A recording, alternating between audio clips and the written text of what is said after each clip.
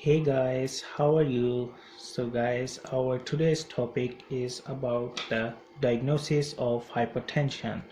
So guys, before watching my video, please subscribe my channel and click the bell icon.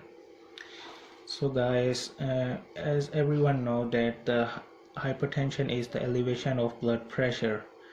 But for the diagnosis of hypertension, we must know many other criteria so that we can have a perfect diagnosis, and there shouldn't be any misdiagnosed person, because there has been many misdiagnoses of hypertension.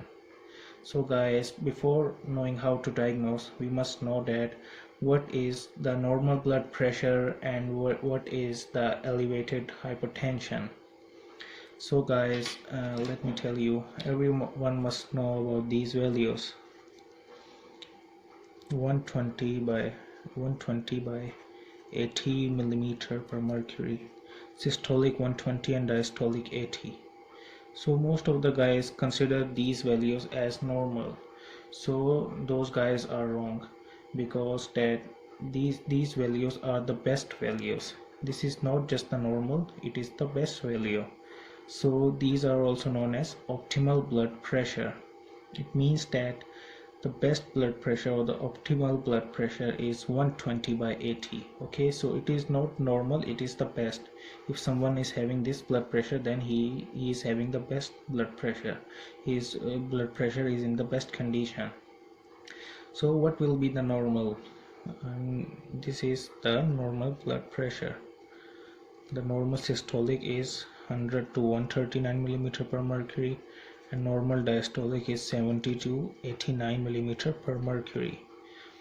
So if a person is having systolic between 100 to 139 and diastolic between 70 to 89, then this person is considered as having a normal blood pressure. Okay, if someone is having 101, then he is also not hypotensive. Someone will think below 120 is hypotensive. No, he is also fine, but he is normal, but he is not at his blood pressure is not best, but you can consider it normal.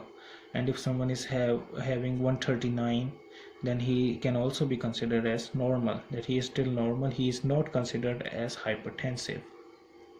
So hypertensive is considered when the person is having blood pressure above 140 millimeter per mercury and diastolic above 90 millimeter per mercury.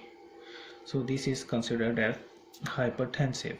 If a person is having the blood pressure above these values, then it means that he is hypertensive, and you guys can diagnose him as hypertensive. And also remember, any of these values, if systolic is for example 150 and diastolic is 80, so diastolic is normal, right? But the systolic is abnormal, so you will still consider this person as hypertensive. So what does this mean? That if someone is having either systolic or diastolic above than these values, then he is considered as hypertensive. So now, for example, if someone comes to you and he is having this value 150 by 80, and he comes to you at first time and you check his blood pressure and it is 150 by 80, so now can you guys consider them and diagnose them as a hypertensive patient? So the answer is no, you cannot, not just by one reading, because there is another rule for diagnosing a person as hypertensive, and that rule is sustained elevation of blood pressure. Remember, sustained elevation of blood pressure. And on how many occasions? 3 separate occasions.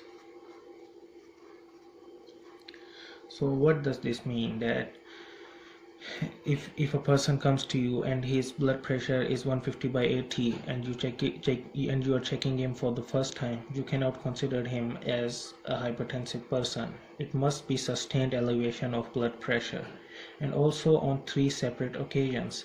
This is the rule by the medical sciences, that if a person comes to you and you check his blood pressure 3 times within 10 minutes, then that is not okay. You must check it on 3 separate occasions. Like if a person comes to you today and you will check his blood pressure, and after 3 days then he again comes and again you check his blood pressure, then it is again high. And if you check after 3 or 4 days again and his blood pressure is again high, then it means that he is having elevation of blood pressure at 3 separate occasions, and then you guys can consider him as hypertensive. Okay, so you guys understand this. But there is still another problem in this, another criteria that a person must meet. The doctors must also know about episodic hypertension. So you guys know what is episodic hypertension. Episodic hypertension is the elevation of blood pressure for just a brief period of time. For example, if a person is angry or if a person is stressed. For example, a person is having a fight with his wife and he is very angry or stressed, and he comes to you and you check his blood pressure and his blood pressure is then elevated, then it doesn't mean that he is hypertensive. It is just episodic, just for a brief period, and his blood pressure will be elevated, so you cannot consider him as a hypertensive. He is just episodically hypertensive. And what are other things? Coffee within 30 minutes, alcohol, and white coat hypertension. So if someone is angry or stressed, then his blood pressure is elevated. And if someone has consumed coffee within 30 minutes, then also his blood pressure will be high, and alcoholic if he is drunk. And if a white coat hypertension, if someone sees a doctor and he will think, maybe something bad is going to happen, then he will also have high blood pressure. So for example, someone has consumed coffee, you can ask him, and that matter is over.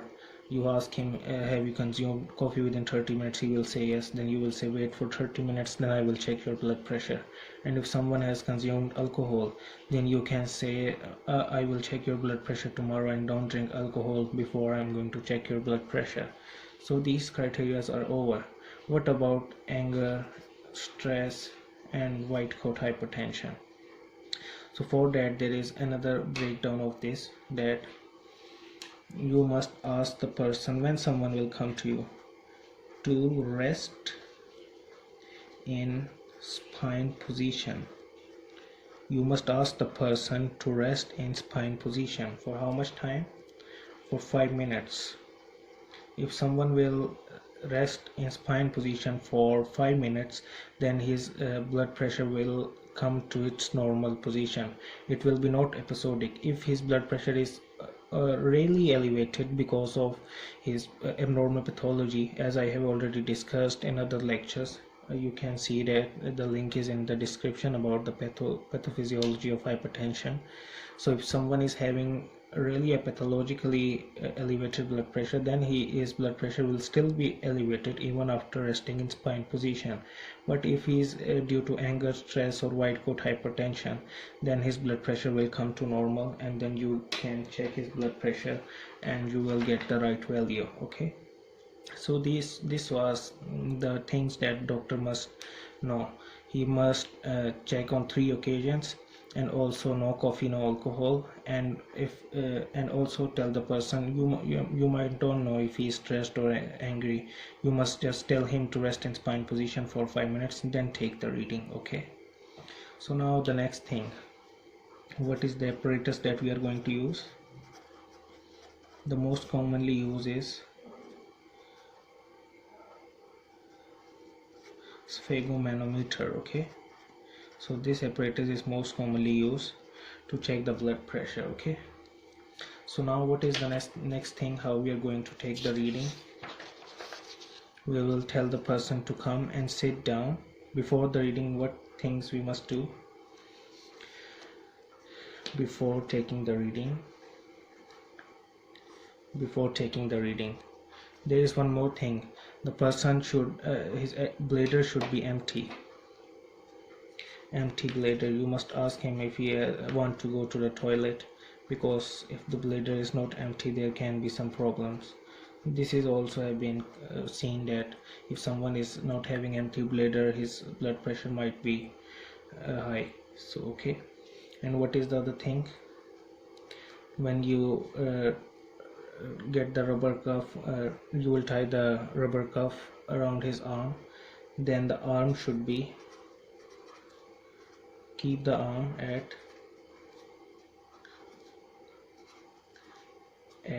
heart level. Keep the arm at heart level, at the level of the heart, like this. He will keep here, and you will keep it at the level of the heart, so you can check the blood pressure. Okay. So what you will do after taking the reading, while taking the reading, during the reading, okay, during the reading you must remember no talking. The patient should not talk,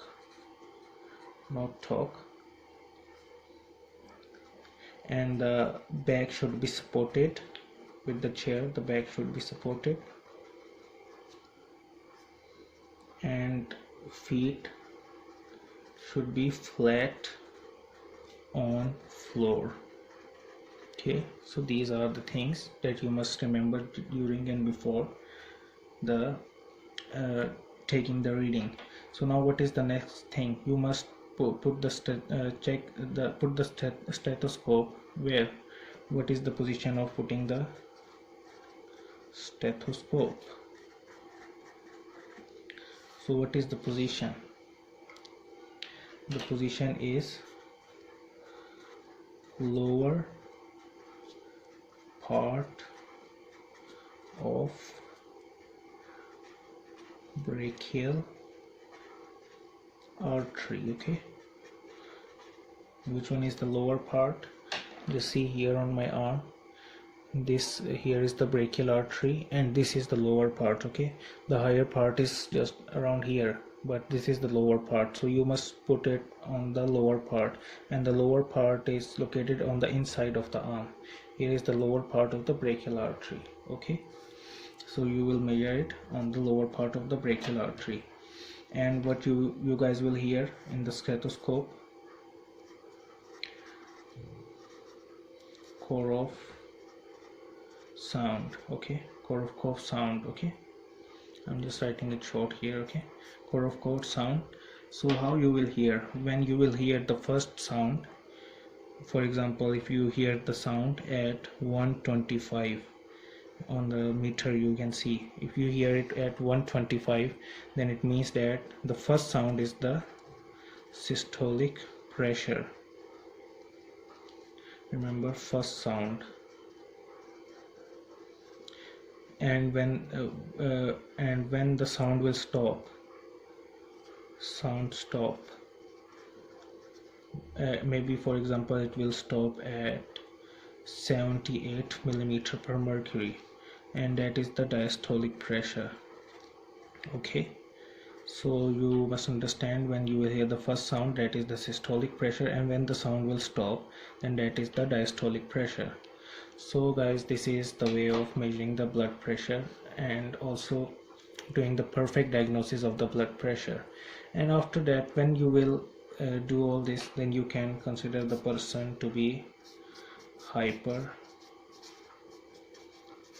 Okay, the person can be considered as hypertensive, and then you can do other echocardiogram or the investigation of some test for his renal function, but that is later. But at this point, after you have done this, you can consider the person as hypertensive if his blood pressure is maybe 145 and 90. Then you can consider if he's above 140 or 90, only then. Okay, and also on 3 separate occasions. Remember, 3 separate occasions, not on just one occasion. So guys, I have explained everything about the diagnosis here, and here there is nothing left. And if still you guys didn't understand anything, then you can ask me, comment in the comment section, and I will explain more more descriptively. So guys, if you like my video, then please subscribe my channel and click the like button. And I think this is the level that an M.B.B.S student must know, and an M.B.B.S doctor must know, that how to diagnose it. This is the best way and the perfect way of diagnosing the hypertension. Okay guys, then bye bye, see you.